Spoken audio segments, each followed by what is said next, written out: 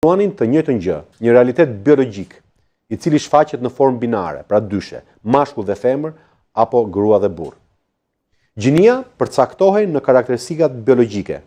Ajo që e bën një person të jetë mashkull apo femër janë kromozomet, hormonet, organet e riprodhimit, si dhe karakteristika dytësore seksuale, si për shembull muskujt, qimet e fytyrës e të tjerë. Në këtë kuptim, gjinia është diçka e dhënë, e cila kuptohet që në lindje dhe i vishet personit që në lindje. Por idetë në lidhje me kuptimin e gjinisë filluan të ndryshojnë në vitet 1920-1930, kryesisht në Amerikë, por edhe në Evropën perëndimore.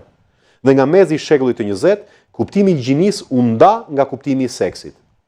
Ndërsa seksi ruajti kuptimin biologjik, gjinia filloi të përcaktohej jo më në kuptimin biologjik, por në një kuptim më të gjerë shoqëror dhe kulturor. Fillimisht, kuptimi të fjalës gjini ju vesh identiteti gjinor, që ka të bëjë me vetëdijen apo ndjesinë e vetë personit në lidhje me gjininë e tij. Pra thënë thjesht, një njeri ka gjinin që ai ndjen se ka.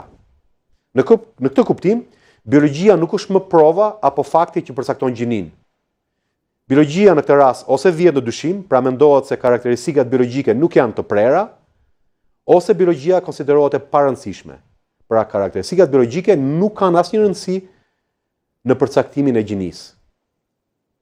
Në këtë rikonceptim, gjinia nuk është një realitet arbitrar i përcaktuar nga natyra dhe që i vishet njeriu që kur ai lind, por një gjendje brendshme, një identitet i brendshëm psikologjik.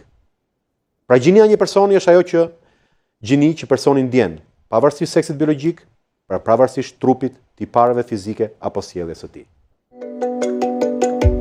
Në rëndësinë e identitetit gjinor, pra të vetë perceptimit të gjinisë, u mbështet njohja e të drejtës që një person mund të ndryshojë trupin e tij për t'ia përshtatur pikërisht identitetit gjinor që ai ndjen. Pra një person mund të bëjë ndërhyrje kirurgjikale apo hormonale për të ndryshuar trupin e vet për t'ia përshtatur ndjesisë gjinore që ai ka për veten. Kur kjo ndjesi është ndryshme nga seksi biologjik i përcaktuar që në lindje.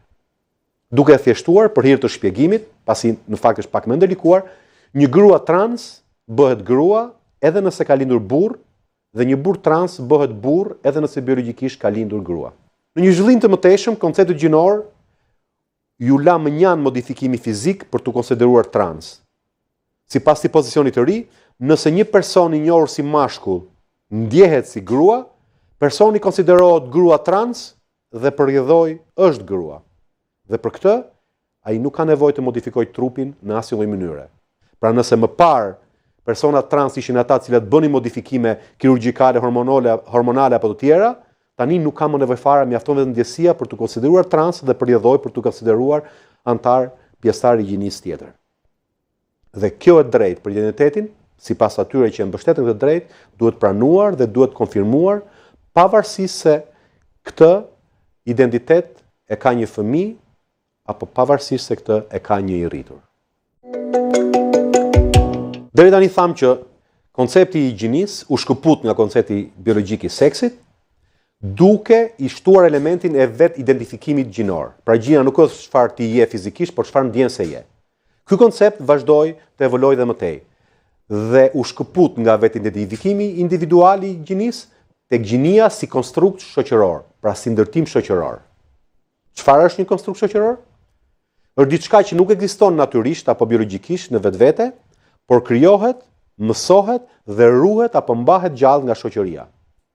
Duke thjeshtuar edhe më shumë këtë shpjegim, mund të thuhet se në këtë konceptim të gjerë, pra në konceptimin si konstrukt shoqëror, gjinia tani është diçka që mund t'i mësohet individëve nga shoqëria. Duhet thënë se të gjitha ato koncepte që kanë folur janë të papërcaktuara, kuptohen ndryshe nga persona të ndryshëm dhe shpesh janë të vështira për t'i shpjeguar. Por duke lënë mënjan aspektet filozofike apo teorike, diskutimi dhe kuptimi i gjinisë ka një rëndësi të madhe praktike. Ai ndikon mënyrën se si ne organizojmë shoqërinë, mënyrën se si organizojmë hapësirat shoqërore dhe publike, si organizojmë sportet, si organizojmë burgje, si organizojmë konviktet, palestrat e të tjerë e të tjerë. Natyrisht, kjo ka ndikim edhe në mënyrën si ne organizojmë marrëdhëniet seksuale dhe marrëdhëniet njerëzore.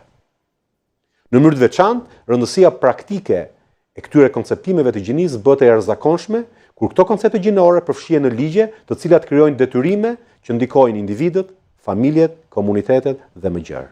Pas kësaj paranteze të gjatë në lidhje me evolimin e konceptit të gjinisë, le të kthehemi tek ligji ynë dhe debati që ai ndezi.